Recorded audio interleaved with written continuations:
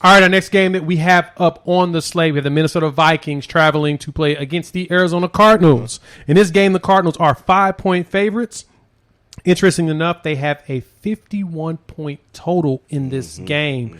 Seems really high for these two teams, but we do know Kirk Cousins is infamous for throwing the ball a lot when they're losing. Yep. And Minnesota, it seems like their defense is non-existent. Yep, but it's a pace-up matchup. The Cardinals are wanting to push the pace up.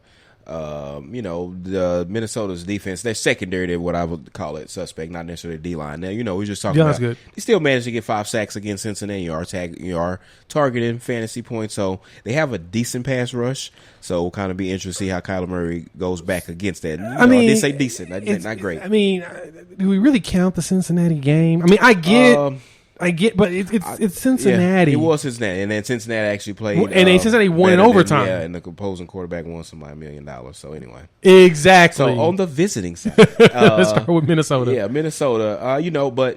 This pace-up game, Arizona likes to push the pace a little bit. They do. So I think you go right back to Minnesota's offense. We did like Dalvin Cook. He's priced, rightfully so at 9-1. So have to be able to jam him in.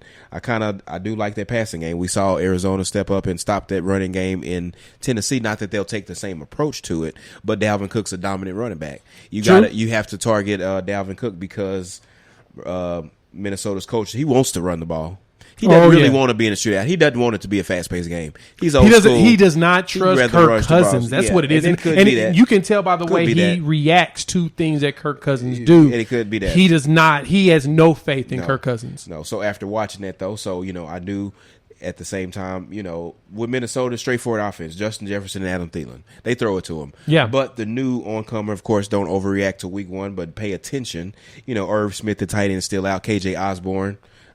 He's only 3.3K there on DraftKings, and so that's not bad. No, that's I think one of the main value targets that we write about this week. Actually, a few of them in this game when you look at Rondale Moore on the other side. But I think you can throw KJ Osborne in there if you're trying to save a little bit salary when you're stacking up some people.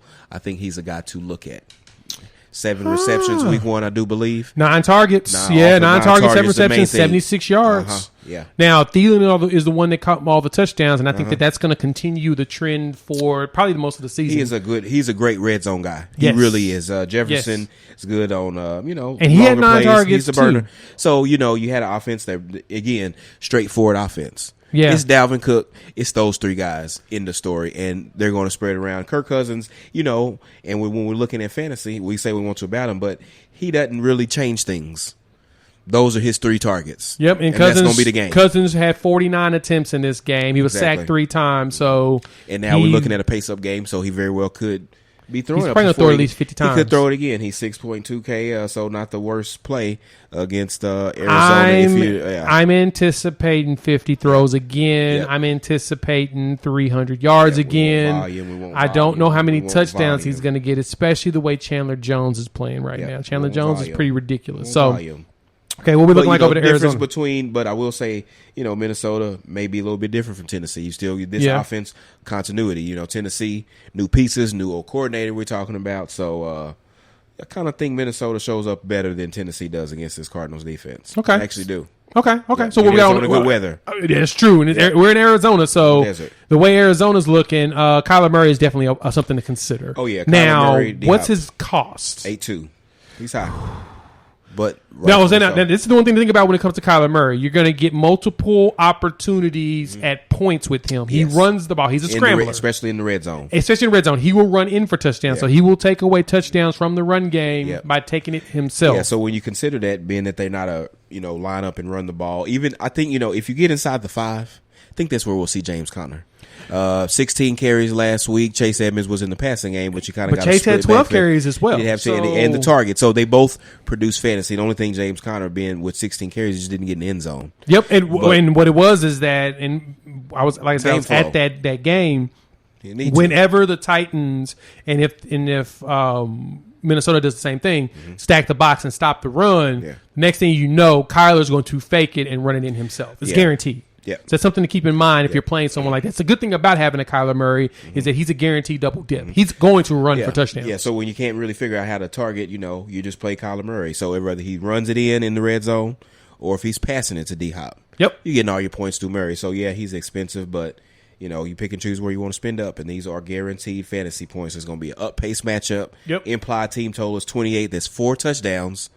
So, and then I think that I mentioned the value. I think that Rondale Moore at 4K versus Christian Kirk at 5K. I think everybody saw the 2 touchdowns from Kirk last week. Everybody go there. Oh, yeah. I think Rondale Moore eventually, I think he's the guy. I think he's behind D-Hop, AJ Green, and FaZe. I think Kirk is going to be 3. What's Moore's cost again? 4K. That's not bad. That's not bad as a and spiller. You're looking at this total.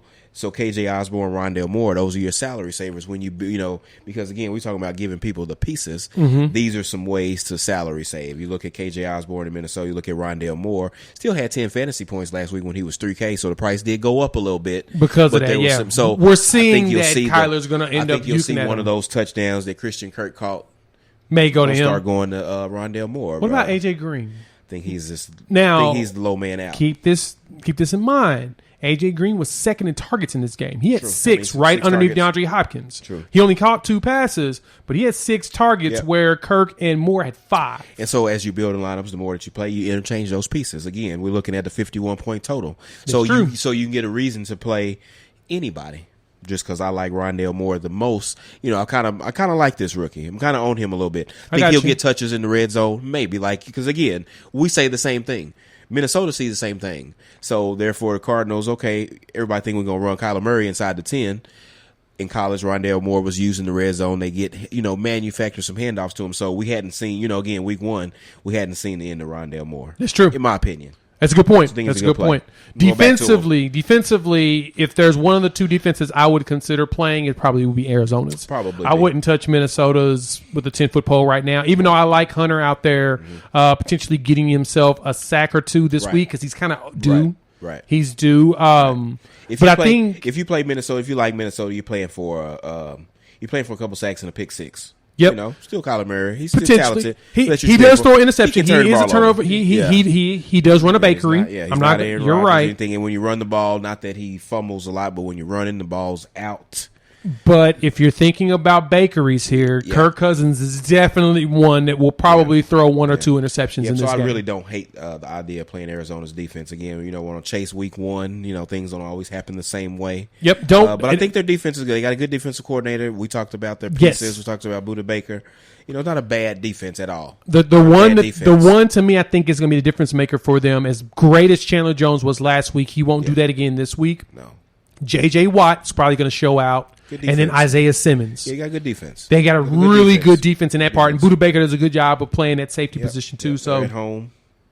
Yeah, they're at home. So they'll probably be more comfortable. Keep that in mind when looking at this game. Arizona defense is definitely a play.